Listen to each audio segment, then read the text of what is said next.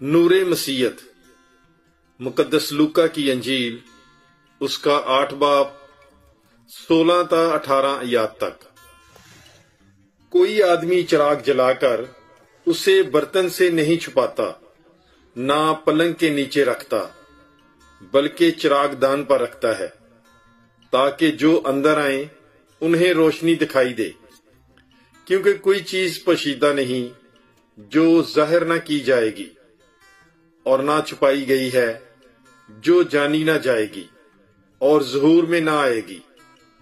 پس خبردار کہ تم کس طرح سنتے ہو، کیونکہ جس کے پاس ہے اسے دیا جائے گا، اور جس کے پاس نہیں ہے اس سے وہ بھی لے لیا جائے گا جو وہ گمان کرتا ہے کہ میرے پاس ہے۔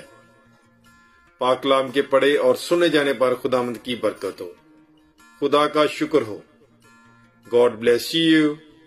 Bible is life.